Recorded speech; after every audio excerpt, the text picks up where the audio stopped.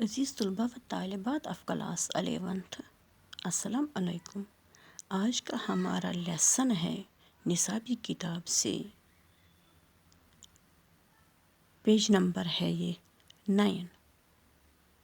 تو موضوع ہے لیسن کا حاتم کی سخاوت۔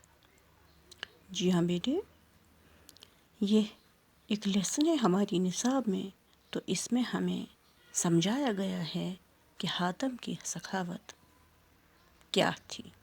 حاتم اپنے زمانے میں کس قدر سخی تھے، لوگوں کے ساتھ ان کی کتنی ہمدردی تھی۔ تو یہی سمجھایا گیا ہے ہمیں اس لیسن میں۔ تو جی ہاں بیٹے، لیسن ہمیں اس طرح ہے، کہتے ہیں کہ حاتم ایک نیک انسان تھا، نیک آدمی تھا۔ حاتم طائی جسے کہتے ہیں ہم، مشہور ہے آج بھی ہماری زبان پہ۔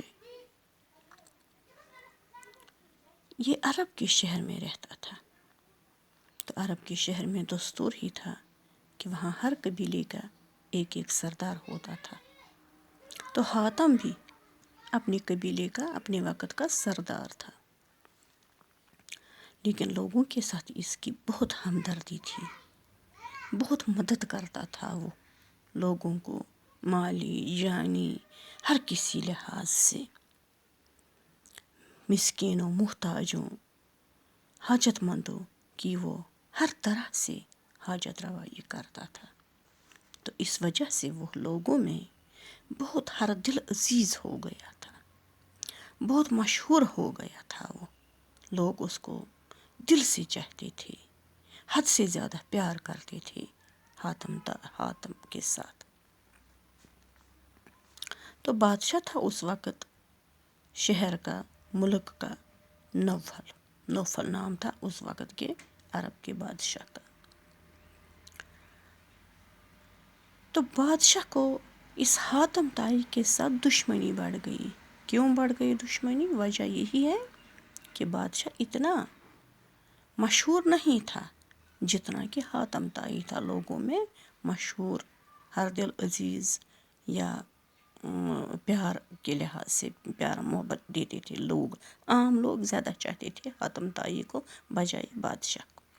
تو اس لیے بادشاہ کو یہ گوارا نہیں ہوا کہ بادشاہ ہوتے ہوئے میں لوگوں میں اس قدر مشہور نہ ہوں، بلکہ میرا کوئی اور، شہر کا کوئی اور عام انسان مشہور ہو جائے۔ تو اس نے فیصلہ کر لیا کہ وہ حاتم کے ساتھ لڑ پڑے۔ تو اس نے بہت سارا فوج لشکر جمع کر لیا اور لڑائی کی خاطر اتر آیا حاتم طائی کے ساتھ۔ تو حاتم یہاں سے نیک آدمی تھا، خدا ترس تھا، لوگوں کی ہمدردی تھی اس کے دل میں، سچا ہمدرد تھا وہ لوگوں کا۔ تو اس نے، حالانکہ وہ بھی اتنی طاقت تھی اس میں کہ وہ بادشاہ کے ساتھ لڑ سکتا، جنگ کر سکتا، لیکن یہ سوچ کر کہ اگر اس نے بادشاہ کے ساتھ جنگ کی تو خواہ عام انسان مارے جائیں گے، اللہ کے بندے، خدا کے بندے مارے جائیں گے، یا ان کے مال و جائیداد کو نقصان پہنچے گا۔ تو شاید اگر اللہ پاک نے یہ سارے اعمال میرے نام اعمال میں لکھ دیے تو میں کیا جواب دوں گا اللہ کے سامنے جا کے۔ تو اس لیے وہ تنہا اکیلے اپنی جان لے جا کر کہیں چھپ گیا، جنگل میں، کسی غار میں، تاکہ لوگ بچ جائیں اس جنگ جدل سے، لڑائی سے، اس نقصان سے، جانی یا مالی نقصان سے لوگ بچ جائیں۔ تو یہ سوچ کر وہ خود تنہا نکل پڑا شہر سے اور کہیں کسی جنگل میں چھپ گیا، چوری بیٹھ گیا۔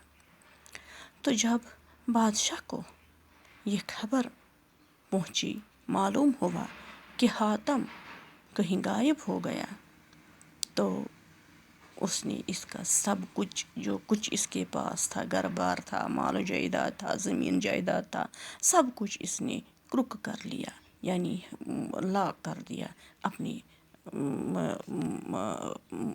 اپنے انڈر میں اپنے تحفظ میں لے لیا بادشاہ نے حاتم کا سب کچھ، اور ڈنڈورا لگا دیا کہ جو کوئی بھی حاتم کو ڈھونڈ کر لائے اس کو میں 500 اشرفیاں انعام میں دوں گا۔ تو جی ہاں بیٹے، یہ تھا آج کا لیسن حاتم کی سخاوت کے متعلق۔ فی الحال اس وقت اتنا ہی اس لیسن میں، تو باقی ہم دوسرے لیسن میں آگے بڑھتے جائیں گے۔ اس وقت اتنا ہی، اللہ نگہبان، السلام۔